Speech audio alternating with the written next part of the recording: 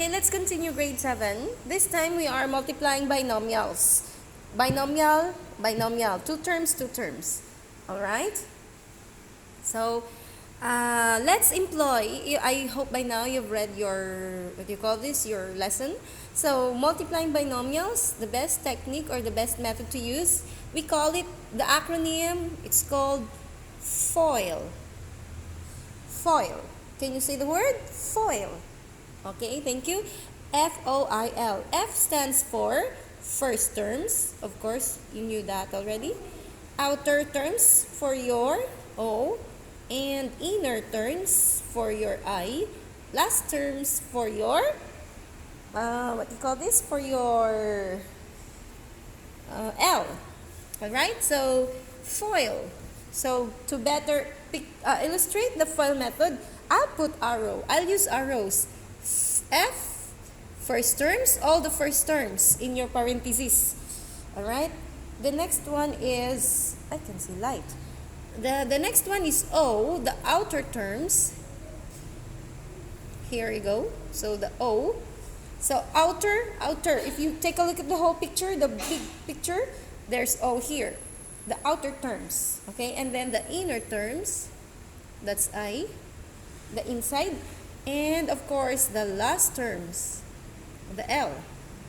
So inner, out, last. The last term here in your first given factor, and the last term in your second factor, which is the -4, -6 on the other side.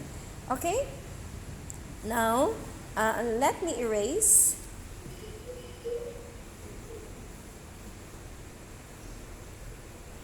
Okay, without writing the FOIL, let's erase. But you have to put arrows so that you will remember one at a time. Don't put arrows all together at once. Okay? All at once. So first arrow, so multiply them. 3x times 5x will give you 3 times 5 will give you 15. That's good. And then x times x will give you x squared, because there's one here and there's another one here. Right? Alright. Next, another. You have to finish the 3. Distribute the 3 to all the terms here. Multiply them. Okay? So, once you're done, you underline. So, 3x times 6 will give you, the sign is positive. Don't forget the sign. Don't forget to write the sign first. So, it's positive because both are positive. And then 3 times 6 will give you 18. There's no variable here, so just copy your variable here. Alright? So, you're done with 3x. Now, you can proceed to the last term here, which is the -4. So, -4 times 5 will give you -20.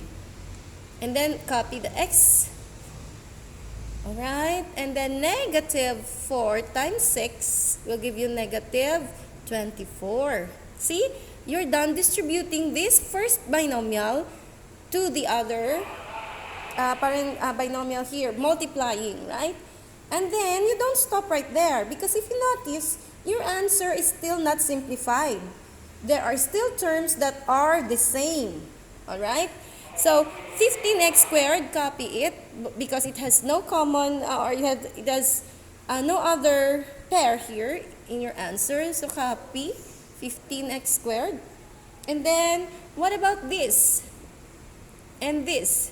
They are the same. So, positive 18 and -20 will give you -2, because 20 is greater, right? You subtract them, 20 is greater, copy the sign, the difference is 2, and then copy the x. You don't add their exponents, remember? Because you cannot add them if they're not the same.